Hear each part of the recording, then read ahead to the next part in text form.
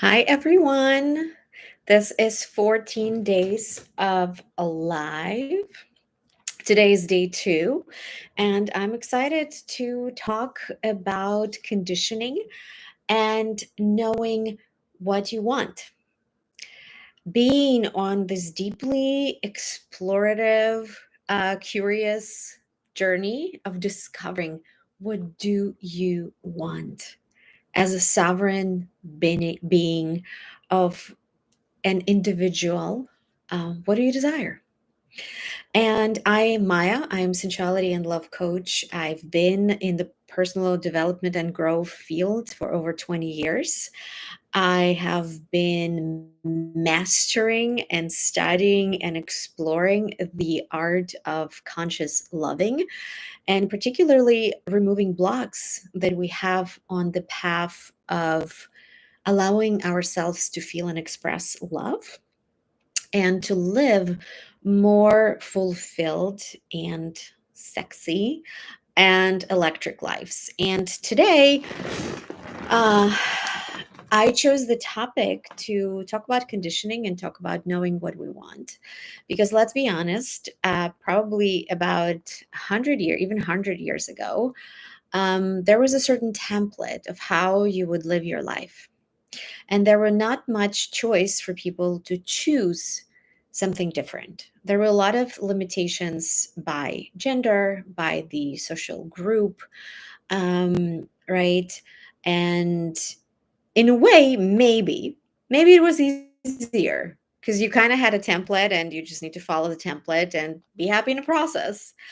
And we know that that's obviously not the case. In today's world, each and every one of us, we have a lot of options and a lot of choices. And we definitely have a crisis of too many choices. Because when you have too many choices, you actually not capable to make a decision. But I want to look at those concepts through a lenses of intimate romantic relationships. And when I was 20, my desire was to be loved. There was one thing I wanted. I wanted to be loved, I wanted to be cared for, and I wanted something stable. And I was willing to do anything to earn that or to manipulate um, for me to have that. And right, we can clearly see here a people pleasing tendencies and people pleasing behavior. And that doesn't work. That formula doesn't work. When we in a relationship just for the sake of being loved, no matter what would be the status of your relationship and how successful you get on that journey, that relationship will be empty, and that relationship, in a way, will be one sided, and that relationship will not be fulfilling at all.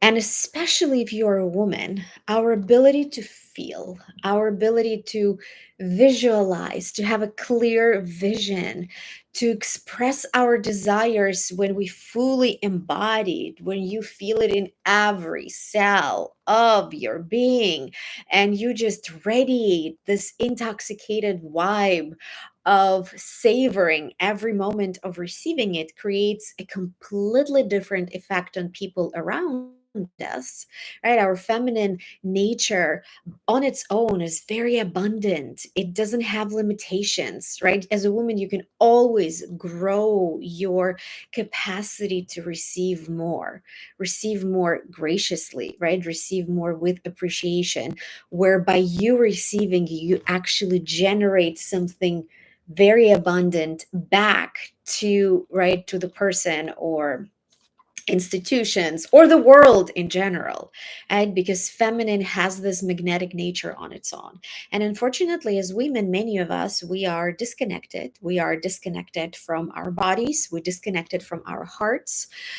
We exist very much in the head space. We limited in how we express our desires. There's definitely a lot of discomfort around expressing desires. There are cultures where having a desire considered to be a mauvais ton, considered to be something not good, especially as a woman, which shuts down our access to our Shakti, our sexual energy, and our creativity. And this is what actually inspired me create Voice, my community for women, which you can join at any time, to offer women a space, a playground where they can come in and practice sharing and stating their desires unapologetically, boldly, directly, and uncovering those layers around shrinking, around discomfort, around not making their desire a priority, almost being like, I can wait. It's like too much. Uh, and shifting into the mindset, I matter. My desire is sacred. My desire is a gift to my partner or people I am connecting to. And how can I soften and remove my blocks so I can be open to receiving my desire, so I can actually let my body to get nourished. I can actually feel alive, and I can actually connect to the beauty of my being, because we as women were not intended to live on these 24/7 sprint of achieving and producing every single day. Right? As women, we absolutely needed places where we soften, when we relax, when we pause, right? Like that is the natural kind of like a cycle of movement for the feminine. And I know it for myself, I experienced it myself, that the more I connect to my desire, the more visible, magnetic, irresistible I become for people in my life, for my partner, for other men. And I confront myself in my discomfort around my desire. And I have an opportunity to explore myself more. Right? This is when it comes to our personal desires. It's very important to be specific, because when you say I want to be loved, that can mean million different things to different people.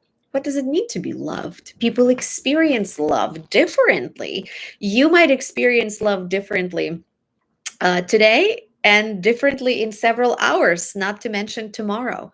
So, how does that look like? And also the art of asking. It's vulnerable, and you need practice. It's not about, right, you hearing me saying this and going and buying a book, because you can learn many, many concepts. At the end of the day, you need space to practice. And sometimes going and practicing with your partner, right, somebody who's very important to you and where your stakes are pretty high, can be extremely uncomfortable.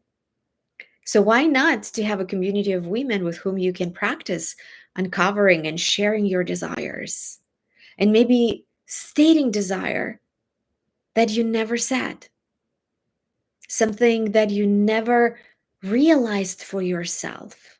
You never gave yourself permission.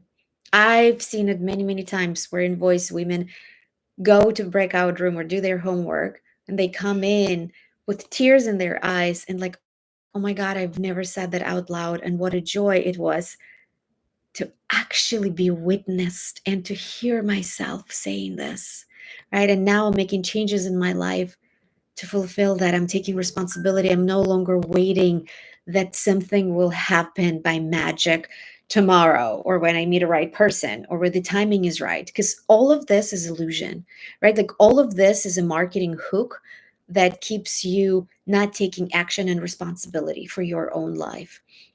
And I am on a mission to bring women a clear path to coming back to themselves, centering them in their truth, and unapologetically, boldly, with feminine softness and loving intentions, stating clearly what it is that you desire. What are your boundaries?